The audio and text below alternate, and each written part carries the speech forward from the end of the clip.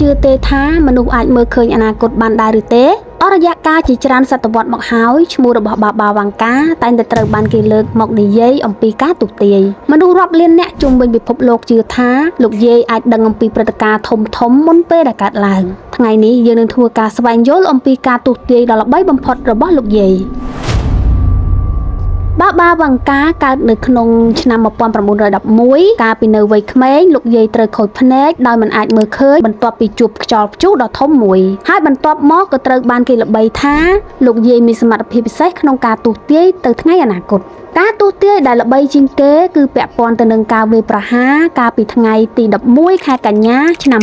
2001ឬ9/11ថ្ងៃនោះក្រុមភេរវករប្លន់យន្តហោះដឹកអ្នកដំណើរចំនួន4គ្រឿងយន្តហោះ2គ្រឿងត្រូវបានបើកបុកទៅអគារ Twin Tower ក្នុងទីក្រុងញូវយ៉កដែលបណ្ដាលឲ្យអគារទាំងពីរដួលរំលំមនុស្សជិត 3000 នាក់បានបាត់បង់ជីវិតក្រោយមកមានគេអះអាងថាបាបាវ៉ាងកាធ្លាប់និយាយអំពីបងប្អូនអាមេរិក2នាក់នឹងដួលរំលំក្រោយការវាយប្រហាររបស់បាក់សីដែកអ្នកគាំទ្រជឿថាពាក្យនេះសំដៅទៅលើអគារ Twin Towers និងយន្តហោះ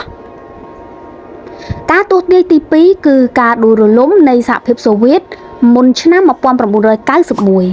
សហភាពសូវៀតគឺជាមហាអំណាចដ៏ធំមួយដែលមានប្រទេសសមាជិកជាច្រើនប៉ុន្តែដោយសារវិបត្តិសេដ្ឋកិច្ចនិងនយោបាយប្រទេសនេះបានបែកខ្ទេចជាប្រទេសឯករាជ្យជាច្រើនដូចជារុស្ស៊ីអ៊ុយក្រែនបេឡារុសនិងប្រទេសផ្សេងៗទៀតអ្នកគាំទ្ររបស់បាបាវ៉ាងកាជឿថាលោកយាយបានព្យាករណ៍អំពីការបញ្ចប់របស់មហាអំណាចមួយនេះជាមុនព្រឹត្តិការណ៍បន្ទាប់គឺគ្រោះមហន្តរាយអ៊ុយក្រែននៅក្នុងឆ្នាំ1986ការផ្ទុះរោងចក្រអ៊ុយក្រែន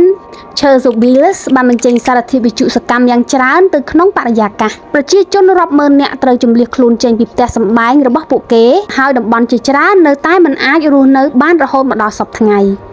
មានការអះអាងថាបាបាវ៉ាងកាបានព្រមានអំពីគ្រោះមហន្តរាយដ៏ធំមួយនេះពាក់ព័ន្ធទៅនឹងថាមពលដ៏គ្រោះថ្នាក់នេះការទស្សន៍ទាយមួយទៀតដែលគេច្រើនតែនិយាយដល់គឺមរណភាពរបស់ព្រះនាង Diana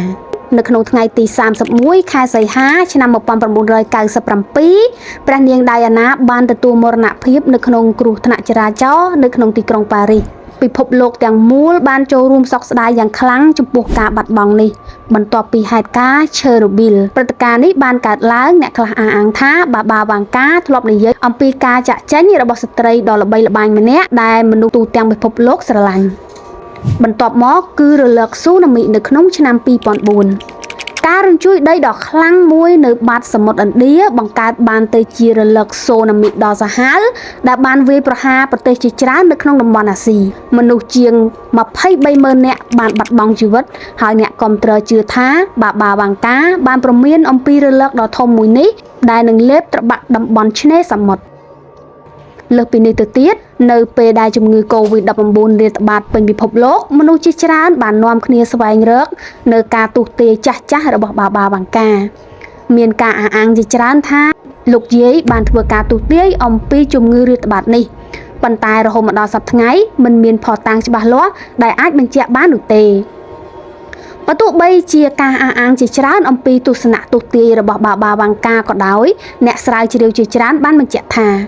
ភាគច្រើននៃការទស្សន៍ទាយទាំងនេះមិនមានឯកសារដើមដែលអាចផ្ទៀងផ្ទាត់បានឡើយដូច្នេះរហូតមកដល់សប្តាហ៍ថ្ងៃបាបាវ៉ាងកានៅតែជាតួអង្គអាចកំបាំងម្នាក់ដែលស្ថិតនៅក្នុងចន្លោះរវាងជំនឿនិងការពិតតើអ្នកគិតថាបាបាវ៉ាងកាពិតជាអាចមើលឃើញអនាគតមែនដែរឬទេសូមធ្វើការបញ្ចេញមតិរបស់អ្នកខាងក្រោមហើយសូមកុំភ្លេចធ្វើការ like share និង subscribe ដើម្បីទទួលបានវីដេអូថ្មីៗបន្ថែមទៀត